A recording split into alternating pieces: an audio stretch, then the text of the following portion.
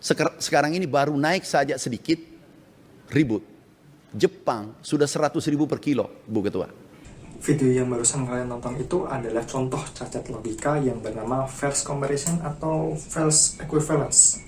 Jadi pada dasarnya false comparison itu membandingkan dua hal yang berbeda, tapi mengabaikan konteks-konteks yang penting. Jadi dalam kasus ini Pak Menteri Pertanian Amran Sulaiman tidak memasukkan faktor lain seperti daya beli, pendapatan per kapita, atau bahkan biaya hidup gitu. Jadi karena faktor-faktor ini tidak dimasukkan, akhirnya perbandingannya jadi tidak apple to apple. Jadi tidak sama, tidak setara gitu. Nah, kalau kalian seorang data analis atau orang-orang yang bergerak di bidang data, cacat logika ini bisa sangat fatal.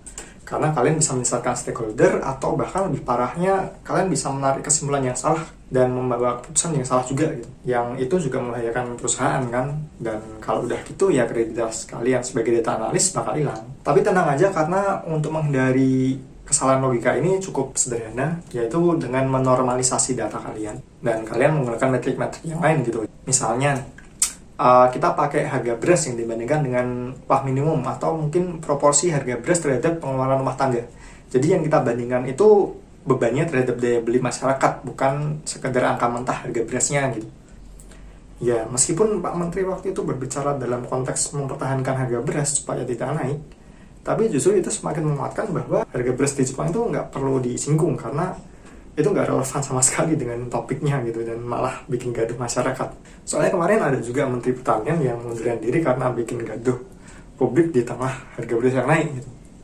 Tapi itu Menteri Pertanian di Jepang sih.